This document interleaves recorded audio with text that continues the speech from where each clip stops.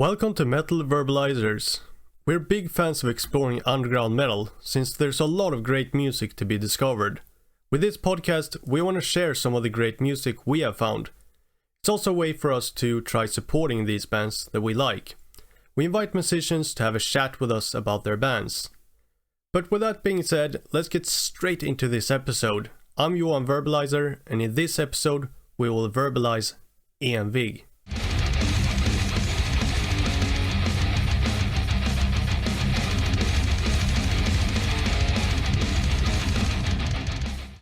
Alright, so let's start by having you introduce yourself, your name and what you do for the band. Hello. My name is Pontus Bratt, and I play guitar in Envig.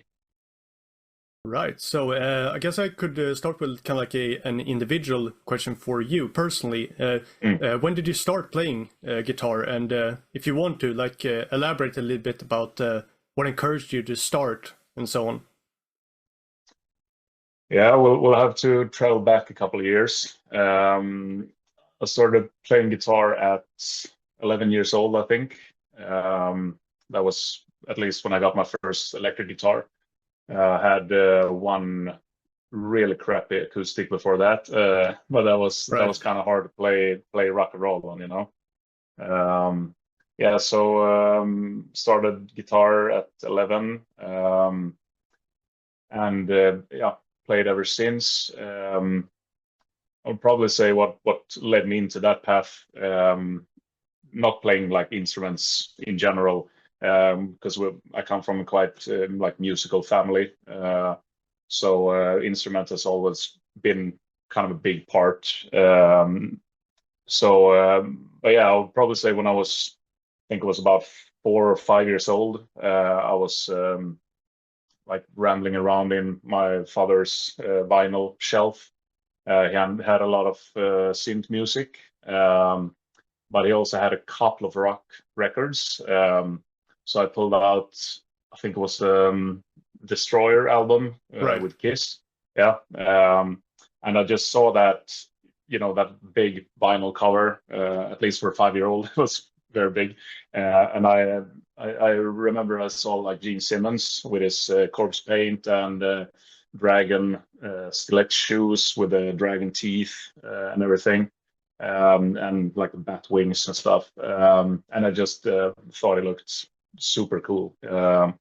So I remember that was like a big starting point that I wanted to, just be like him, pursue that. I thought it looked the coolest that I've seen, So that probably started metal journey for me at least, and then down the rabbit hole we go, just listening to records every day, diving down in the underground, searching for bands, all that stuff. And then I started my first band at 13.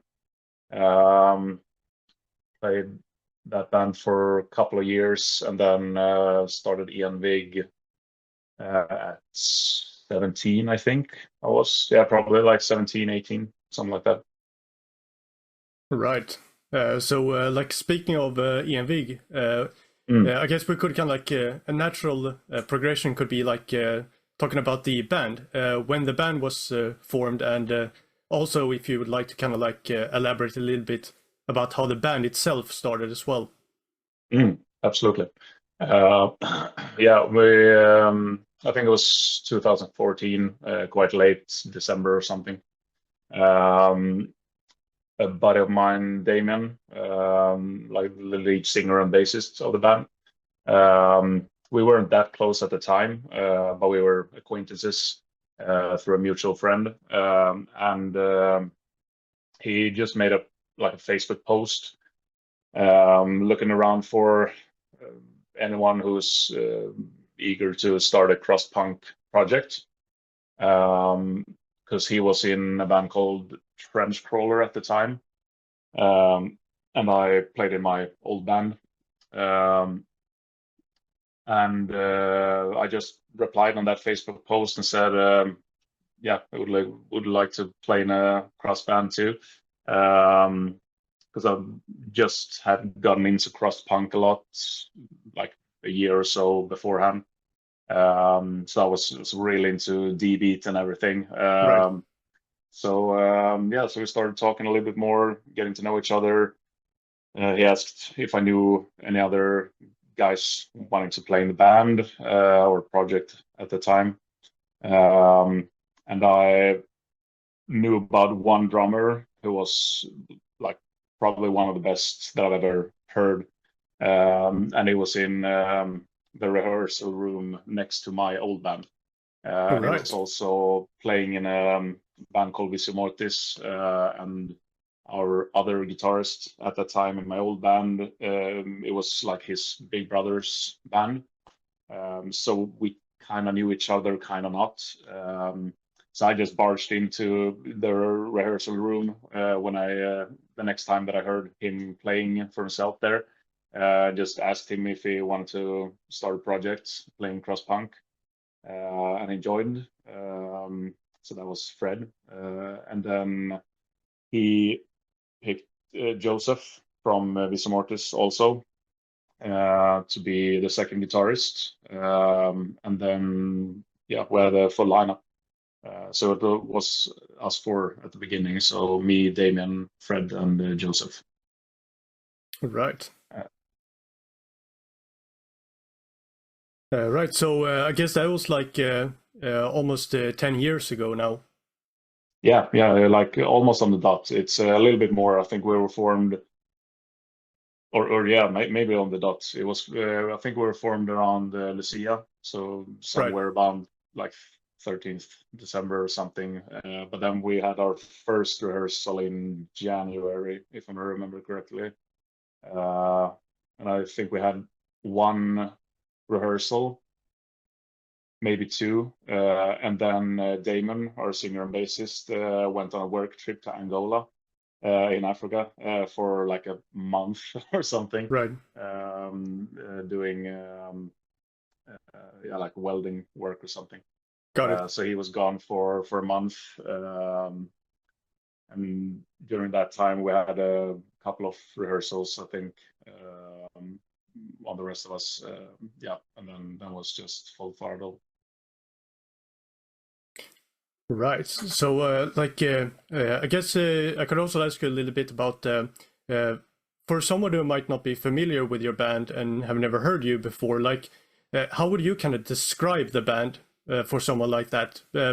Both, I guess, in terms of sound, but also kind of like in terms of style and so on. Yeah, we're kind of not that picky when it comes to like genres and stuff. We usually call ourselves Kängdödsband, and that would translate to like death crust or something. Right. Yeah, so we basically play a mix between crust punk and death metal. That's as easy as it sounds. But yeah, so it's if people like death metal, but also like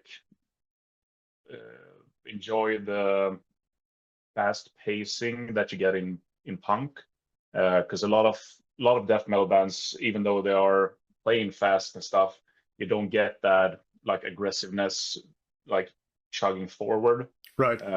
You get like more of a you get like the undertone of like the double pedals and stuff. So you get like a very fast playing instruments, but you get kind of a slow groove in that sense. But we always enjoyed having that punk feeling, because a lot of punk bands, especially when using like D-beat and stuff, you get that like really aggressive forwardness in the tempo. So like for instance, punk rock makes you want to go just run until you can't run anymore, it just makes you want Yeah. to like go into a fucking mosh pit and get fucked up, run around in a circle pit. It kind of makes you, it's so energetic, and we always thought that was kind of a little bit of a missing part in death metal, because you get a lot of other nice stuff, but you don't get that energy level that you can get in punk, and that's why usually punk shows are a hell of a lot wilder than death metal shows. If you go to a regular death metal show, you see people standing there, arms crossed, bobbing their heads. Right. Maybe like the front row, they bang, of course, but at punk shows, it's just fucking wild, like people flying everywhere. You get fucking boots in your head and everything. So it's punk rocks are a whole different level, when it comes to energy. So we wanted to incorporate that energy into the death metal stuff, so we get the fast pacing energy groove in the verses usually, and then when it comes to chorus and stuff, we usually want to slow things down, get that dynamic through the song, and like get that like slow and tuned stylish groove, and then back to the fast pacing punch people in the face shit. Yeah, absolutely. And it's kind of like you're saying as well that if I can understand you correctly, it's almost like you get the energy and kind of like attitude and like aggression from the kind of punk crust side of things, while kind of getting that heavy, brutal sound from the death metal side of things. Yeah, for sure. Right. Absolutely. But yeah, like I would definitely agree with that. Like I would say that something I really like about Envig is kind of similar to what you're describing, that you have this kind of like very brutal death metal sound to it, but you also really get that kind of like crusty, aggressive tone to it, which I'm personally a fan of. Yeah, for sure. And that is what we're aiming for. Not what was the plan in the beginning when we started out. As I said, we just wanted to be like a pure cross punk band, like Tweet System, like War Collapse and Dysphere and bands like that, Discharge. But then when we had our first rehearsal, we quickly found out that everybody liked death metal a whole lot too. So then we were like, well, are we playing death metal or what are we doing? So yeah, so we just decided to do a mix between them, because we hadn't heard that many bands doing a mix between cross punk and death metal. But there's a couple. I mean, especially if you search in the like cross punk genre, you have a lot of cross punk bands that have a little bit of a harsher sound. They have a like, for instance, like Wheat System have a lot of like black metal influences, and we kind of went more towards like Driller Killer, because they have like a little bit more death metal-y, like essentially more metal-esque sound to their cross punk. So we knew like a couple of bands who did like a crossover. Some death metal bands used Diabeat, but just as like a small part of the song, we wanted to have it be like more of a main beat for the song, and then we put in death metal stuff in between. But then like the years down the road, it's become more of like a mix. Some tracks have more cross punk like but influenced with death metal. Some tracks have more a death metal core but influenced with cross punk. So we kind of can play back and forth, just basically what fits that song in particular, regarding how much death metal or cross punk that song gets to be, Absolutely. But I think that my first introduction to your band was I believe it was the Gut Wound album. Yeah. And specifically like the song A Swamp of Human Waste. I think that was the first song I heard by you guys. Yeah, that's the heavy hitter. Yeah. That was the one we kind of felt that it would be that way when we released the album, because it's a very catchy song. It's easy to get a general grasp of. It's not too complex, and it just has a really good hook when it comes to the melody of the song. So yeah, we kind of anticipated that it would be at least among the top tracks of the album. But yeah, we just recently, I think it was just a couple of days ago, passed 100,000 streams on it on All Spotify. right. So that was the first song to hit 6 digits. So that was a little small celebration for us for sure. But yeah, Swamp is usually like the first song that people hear, just because it's on the most amount of playlists on Spotify and Right. stuff. Yeah, But yeah, I mean, of course, I want to congratulate you guys for having that achievement. thank you very much. And I mean, I do personally believe that it is a very, very good song. So like for that reason, I'm not surprised that it would Mm, get that type of appreciation, and I'm very happy that it right. did. Yeah, for sure, for sure. But I yeah, think. like No, you go. no, you go. Yeah, I would probably say it is usually like the first song that people hear. Although when we talk to a lot of fans, it's when they deep dive more into the album, it's usually not well, it's usually among their favorites, but Right. usually they find another track on the album that becomes their favorite. So it feels like it's a really good song to like pull in like the Right. interest of people so that they can discover the other stuff too. So yeah, it's a good gateway song for sure. Absolutely, and I would probably agree with that. If there was like, if I had to choose like one song, I think that to use like as an introduction to Envig, I would probably pick that one. Yeah, for sure, absolutely. Yeah, Yeah, it's just an easy song to like. If you yeah, enjoy that kind of music, it's an easy song to like, you know. yeah, absolutely. But like something else I would like to ask you about Envig as well is, I suppose, how would you kind of describe the, I guess you would say, driving force of the band? Like, what would you say is like inspires the band to keep going? Because as we mentioned earlier, you've been doing what you're doing for like 10 years now. So what would you say is like the driving force behind that? Well, I would probably say like a big driving force, at least when it comes to like personality, was Damien, who sadly left the band a year ago now, almost. He was always like very eager to keep going forward, and he was usually the guy that took like first contact with venues, Right. people arranging gigs, and he usually spoke a lot to the promoters and everything. So he kind of took that spot in terms of if you see like a band as a company, he was like the promoter of the band Right. in the band. So he did a lot of work when it came to like pushing us forward. And yeah, when we had a couple of songs, ready, he was usually the one like pushing, like, yeah, we gotta just finish these songs and then straight to the studio.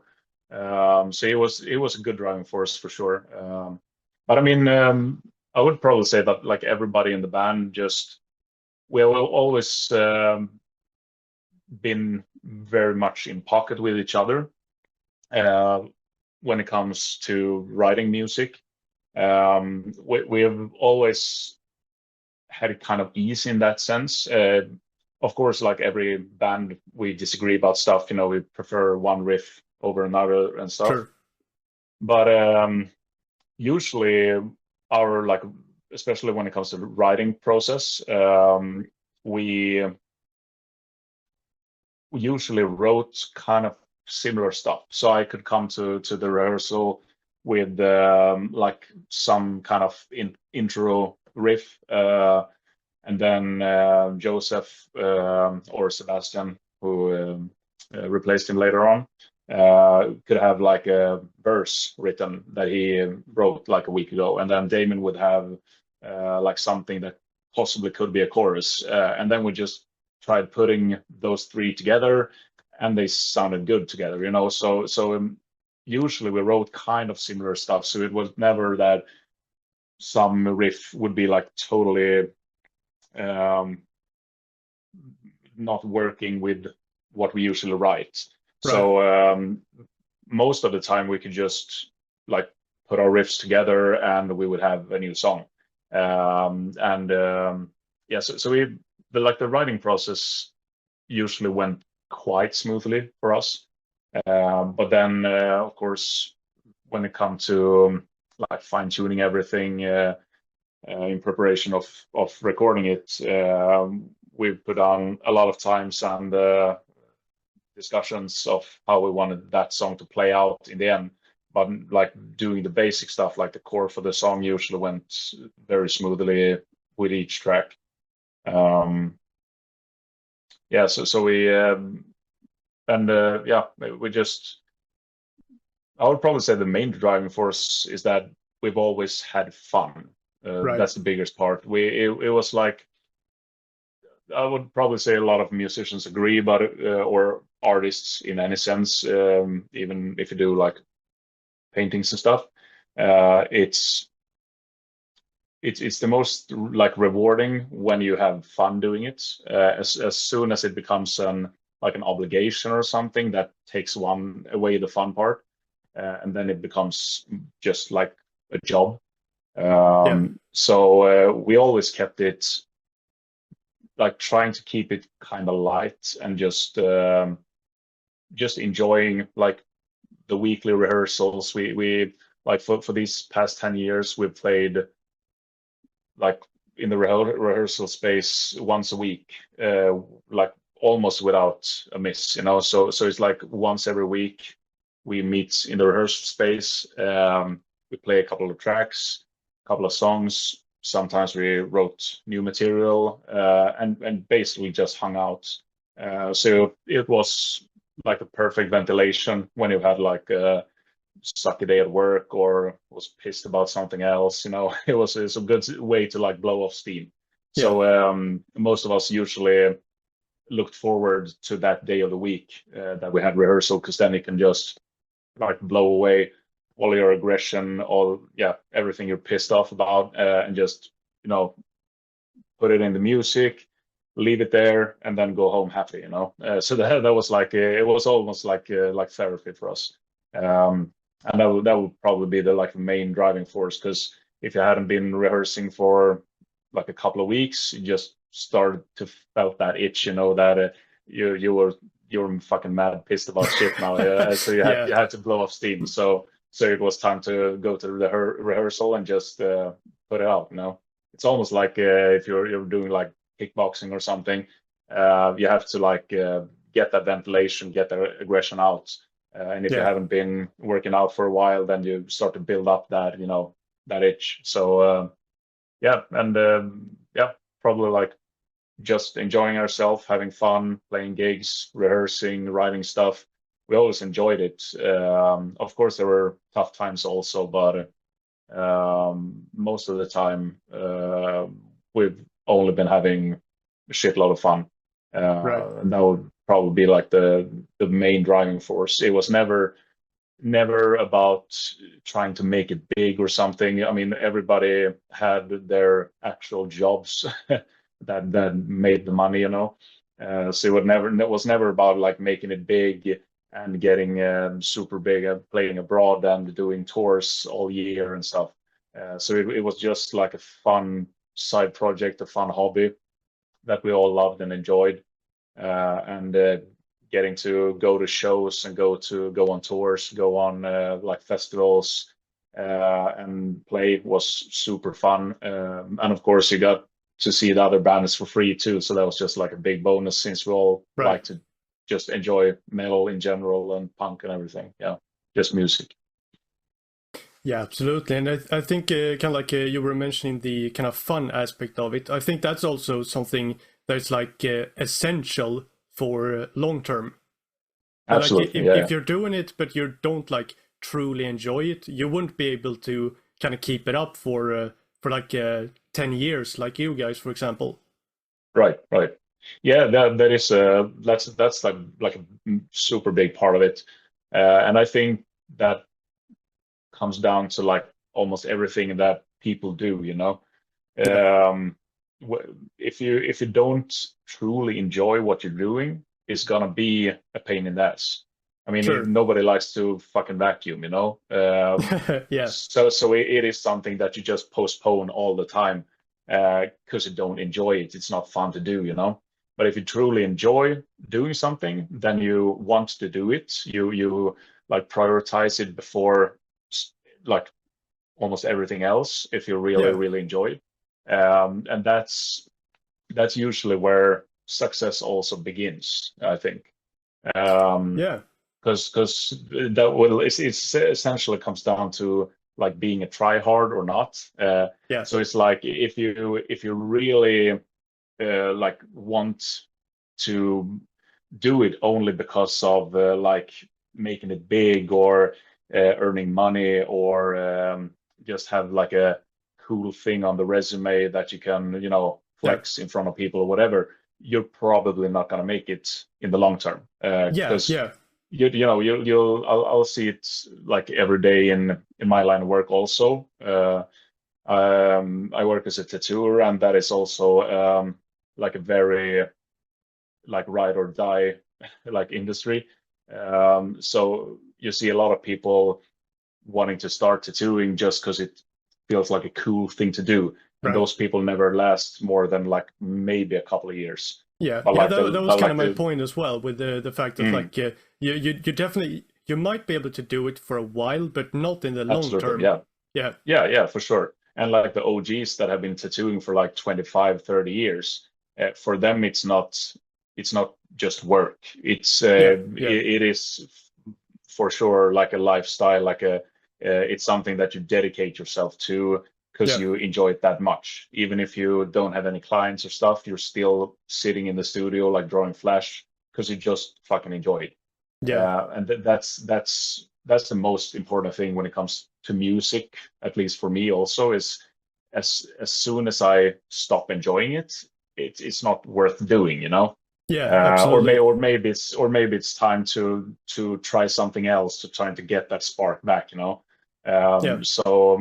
And I think that is probably like most of the bands that have succeeded and getting like a big following and made it big are usually the ones that they don't see anything else worth doing than pursuing music and trying to like fine tune their skills and whatnot. Yeah. Because otherwise you won't last, you know. Absolutely, and I mean, I think that's something that we can kind of like understand as well from our perspective, because like if this was something with like Mel Verbalizers, like if Mm, that was something that we didn't like truly enjoy and something that we like feel a very strong passion for, like there's no yeah. way I think that we would have like kept it up for this long either. Yeah, for sure.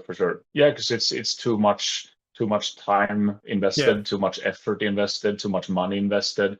So if it's not something that you're really really keen to be doing, it just becomes like expenses. yeah, It becomes something that you're forced to do even though you do not want to do it, and yeah, then everything becomes like half-hearted. yeah. And if you do something half-hearted, it's not going to be good, you know. No, then it will like Um, start to fall apart pretty quickly. yeah, for sure. Yeah, Yeah, because people can sense that also, I think. yeah, I think And so you too. feel that a lot in music also. I can see it like some bands that have been playing for 30 years or something, like been in the long run for sure, and they release a new album, and it just sounds super good, and that is probably like a result of a band that still has fun. They're not doing it Yeah, because they have to pay the bills because they're a big band now and they have to reel in that money.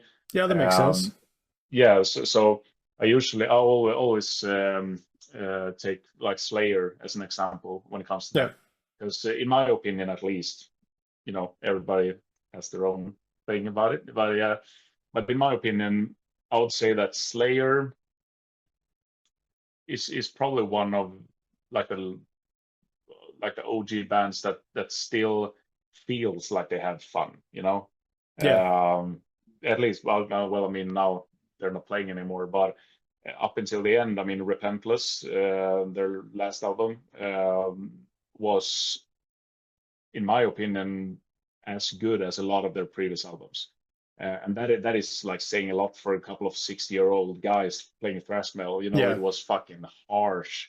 It was like fast. It was aggressive. It had every component that they used to have, you know. Right. But then you see bands that have been playing for 30, 40 years, who push out a new album and it just feels tired, you know. It just feels like everything that they have been playing beforehand Sure. just feels like a cheap copy on their previous work, you know. And then it feels like they just are in it to keep the money coming, you know. Yeah, yeah, So they make I see what you mean. yeah, like they make it like some half-assed album just to keep going, you know. Yeah. They're not they have kind of lost the spark along the way. And then in my opinion it's not worth continuing. If you're not having fun, why do it, you know? Got it. Um, so I and that is probably one thing that I really enjoy to see, like old timers still having fun, Yeah. like bands that have been going for 4 years and still loving to play shows, still loving to play, like talk with fans, loving to write new music with their old mates. You know, it's a nice thing. It's not that common, sadly. Right, and I think that that in of itself could also be kind of like a very strong inspiration for a band like you, for example. That kind of those bands that achieve that and can do that kind of show that it is possible, so to speak, to kind of keep that up for such a long time. Yeah, for sure, for sure. It's the same thing as an old marriage, you know. Yeah, yeah, My grandparents, they met when they were 15 and 16, and they, you know, kept together until they died. right. So they were together for like almost 70 years.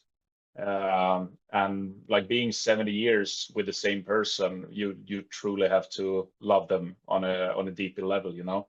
Um, Absolutely. and I think the same goes with the love for music or love for anything else. It's Yeah, if it's really deep and honest, I think it could last forever, you know. yeah, But if it's just something that you're doing right now, and you know, in like 6 months you may have another hobby, yeah. then it's not that, you know, solidified in that sense. Absolutely. And by the way, so something else that I was kind of thinking about that you said earlier about kind of like the songwriting arrangement of the band, so to speak, that you're kind of like bringing each other riffs and stuff like that. Would you say that like a kind of similar arrangement is for the lyrics as well, or is it different when it comes to the lyrics of the band? Yeah, the lyrics is a kind of different thing, absolutely. When it comes to like the instrumental parts, we usually write the song together.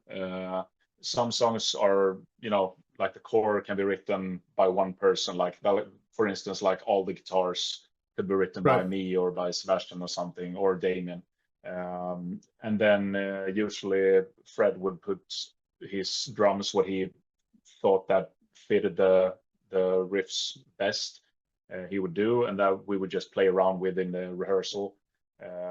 And so when it comes to like writing the songs, we did all that together in some sense, although some songs could be more this person or that person. But when it came to lyrics, we usually just left that to Damien in the beginning, because it would be kind of chaotic if if a lot of people would try to, because people have a very like different style when it comes to writing lyrics. Some vocalists write like very long lyrics, Right. and sing quite quickly. Some people like to like have very like bohemic lyrics, Yeah. very like few words but drag them out, you know. Got So it. people have different styles. So we just thought that like write whatever that feels best for you. You know, if you want a punctuation on some part, do it. If it sounds good, it's nice. You know. But then when Sebastian joined, he kind of completed the band, I would say. Before Sebastian, it felt like we had a sound, but we hadn't quite found what we were looking for. We were kind of close, but we weren't at the point that we wanted to be. Right. But when he joined, we got the double vocalist that you see a lot of in cross punk, especially like Wheat System, for instance. And that for sure put us to the next level, I would say. And that was like the beginning of Gatwoon. Gatwoon was the first album that we did a lot of like back and forth with the vocals, since Sebbe had kind of a dark register and Damien was more like mid. Then both of them could take highs also, of course, but then we would get that like back and forth, like throwing the word to each other, and that made the music much more intense. So when Sebastian joined, he started to write a lot of lyrics also for the band. Damien would probably be doing the most part still, but Sebbe did write a couple of tracks himself, and then I think they co-wrote some of the lyrics also, and doing a lot of the back and forth stuff. But yeah, I would probably say mostly Damien when it comes to writing the lyrics, Right. and then Sebastian did his share also. Me and Fred haven't been reading that much when it comes to the lyrical content. I think I've done like one like row, like one sentence I wrote Right. for some song. I don't remember which song it was, but I was yeah. gonna So ask you that, but yeah, so I've contributed with I think one sentence right. in. Oh shit! Yo, yeah, I remember. It's not even released, that song. Oh, okay. So it's an unreleased song. But yeah, so I've contributed a little bit Right. when it comes to writing, at least the lyrics part. Got it. But it seems almost like you were describing it, that it's kind of easier if one person writes the lyrics. Yeah. Right. But like something else I would like to talk to you about is like future plans for Envig. I believe that the last EP was released last year, if I'm not mistaken. Yes, But I you think got so some, too. Yeah, I think so. but you got some more music in the works, or do you have any shows that you would like to promote, or whatever it might be? Yeah, as for the moment, we have been on a break since Damon decided to leave the band. It wasn't anything that we planned on, of course, him leaving, but it kind of, I think it kind of worked kind of well because we all had stuff going, you know, in our lives. Sebastian had just gotten his like first kid, and he has two step kids also. And yeah, we just had a lot of things going in our private lives. So I think we all kind of agreed, even not actually talking about it, to take a break. Because yeah, we have been going for 10 years straight, and yeah, I think we just felt that like we earned a couple of days off, you know. Right. So yeah, so we've been on a break since, and it's been I think it's been good. At least for me, I've felt like as I spoke a little bit about it before, like keeping that spark alive, you know, that Yeah. drive in the music. Because I mean, when we've been playing for a lot of years, you can feel that it becomes almost like a job at some point, and you get so used to it that it like just becomes like everyday stuff.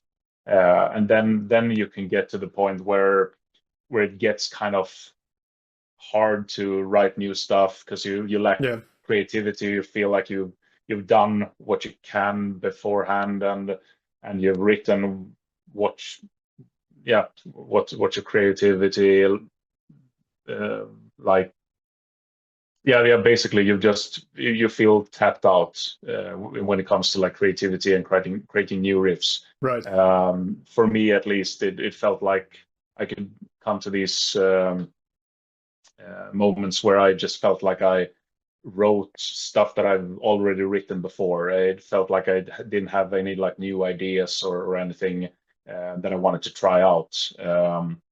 And that was kind of at the point where Damon was leaving also. I think it's been good for me to take a little step back from like the band when it comes to at least playing shows and doing like weekly rehearsals, just to be able to miss it a little bit, you know. Because now we haven't been because now we haven't been playing live gigs for like a year also. Haven't had any like rehearsals, just really taken some time off, and that has for sure made me start to miss it a lot, miss playing live shows, miss playing together with the guys, and that has also sparked like a new creativity also, like a drive to write new stuff for the band and to finish the songs that we've written in the past. But we haven't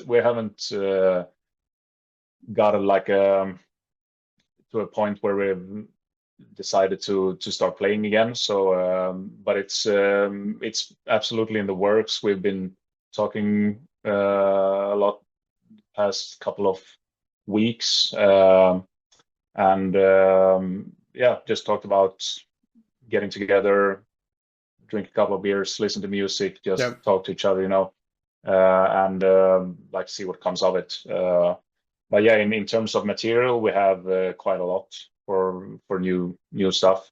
I think we have like about maybe somewhere about like 10 tracks that are almost completely finished and ready to record. Some fine tuning, of course. So yeah, we basically have an album ready. So I assume that means that you're going for a full length the next time you release something, right? Yes. If everything goes as planned, we will release a full length as the next release. Eschatos was our version of a COVID album or EP.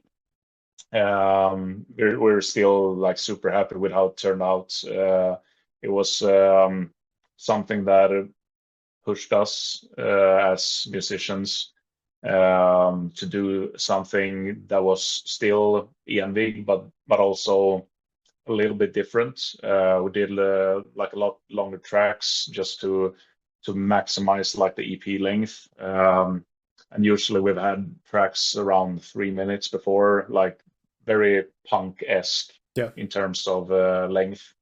And now we try to extend that and also challenge ourselves to write a little bit more interesting songs with like a lot more layers to it to keep it interesting for a longer time. And also it was the first like full concept release also. Previously we had kind of like a red thread going through the album, but never like a full concept album from start to finish. So that was also a thing we tried out. So we'll probably say that Eschatos was a little bit different release coming from us, but it was also something that took our writing and how we think about music to another level. So and we brought some of that into the newer stuff also, not in terms of writing longer songs in that sense, but at least pushing ourselves in terms of writing and doing like a little bit more interesting stuff, but still keep that simple groove and tuned thing Yeah, going, you know, because absolutely. it's we always enjoyed simple death metal. That is the like the core interest, I would say. Something that just, you know, it doesn't have to be super fast, doesn't have to be advanced, that doesn't have to be sweep picking all the time and double Yeah, bass and everything. It just needs to have a fucking groove, needs to be able to bang your head like Wolverine Blue style, you know. It's yeah. just simple fucking meat and potato death metal. For No, sure. But yeah, I believe that's pretty much all I had for you. But before we wrap up, is there anything else that you would like to talk about, or something you would like to say to the people listening, for example?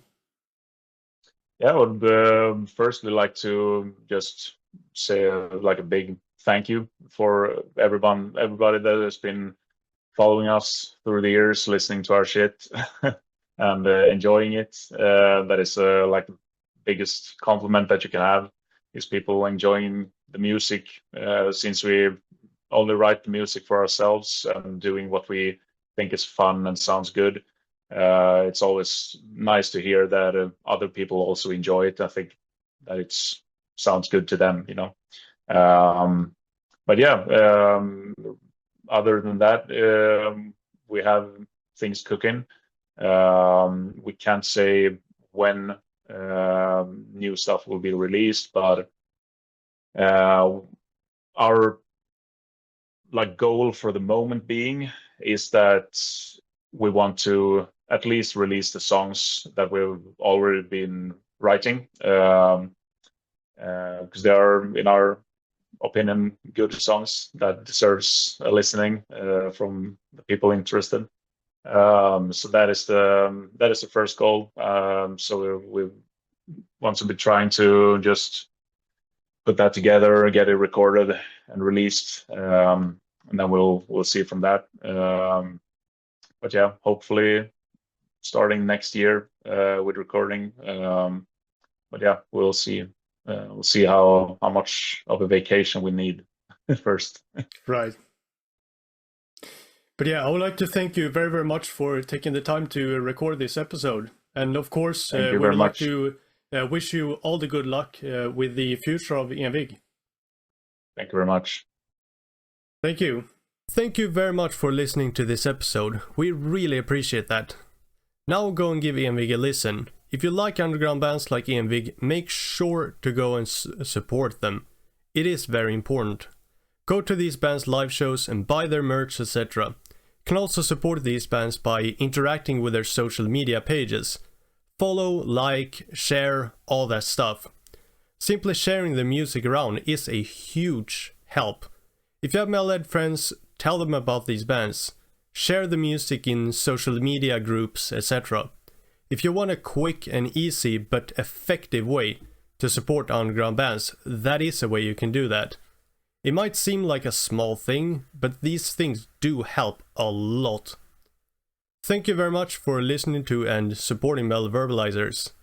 We will be back to verbalize again next week.